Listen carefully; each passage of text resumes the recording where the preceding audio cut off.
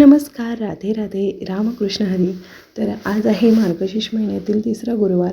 तर त्याचीच माझी तयारी चालू आहे. मी सगळं साहित्य पहिल्यांदा काढून घेतलं एका ठिकाणी आणि मग पूजा मांडणी करायला घेतली. तर सकाळचं मी मांडणी करून ठेवते आणि संध्याकाळी वाचन आणि आरती वगैरे करते.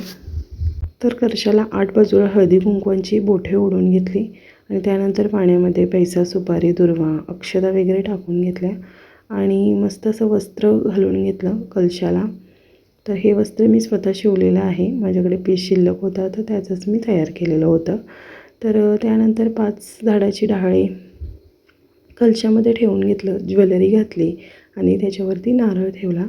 तर नारळाला पण हळदी कुंकू लावून घेतलं आणि मुखवटा घालून घेतला देवीचा. त्यानंतर आर्टिफिशियल माझ्याकडे वेणी होती फुलांची, तर ती पण मी घालून घेतली.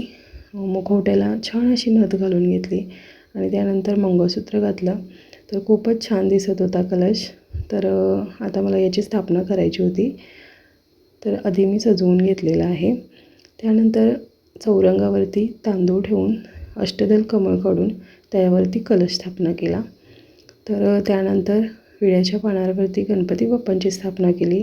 हळदी कुंकू लावून अक्षदांच्यावरती मी स्थापना केलेली आहे. त्यानंतर धनलक्ष्मीची जी मूर्ती आहे त्याची पण स्थापना केली. हळदी कुंकू लावून फूल वगैरे सगळं घातलं.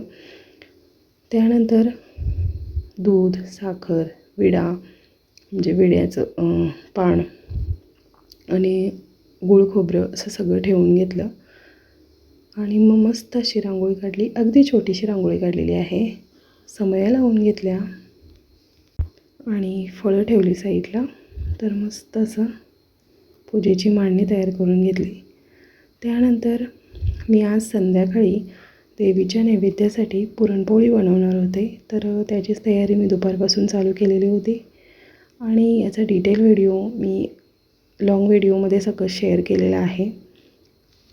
तर पुरणपोळ्यांची संपूर्ण रेसिपी मी त्या व्हिडिओमध्ये सगळं डिटेलमध्ये सांगितलेलं आहे. तर बघितलं नसेल तर प्लीज बघा. तर मी ते लिंक पण देते खाली. त्यानंतर मस्त अशा टम्म फुगलेल्या पोळ्या मी सगळ्या तयार करून घेतल्या. सगळा नैवेद्य तयार केला आणि त्यानंतर वाचन करायला घेतलं. देवीचं पुस्तक वाचलं, नैवेद्याचं ताट तयार करून घेतलं आणि त्यानंतर सुंदर अशी आरती केली. विहानाने दोघांनी मिळून नैवेद्य दाखवला आणि उपवास सोडला. तर कसा वाटला व्हिडिओ कमेंटमध्ये नक्की सांगा.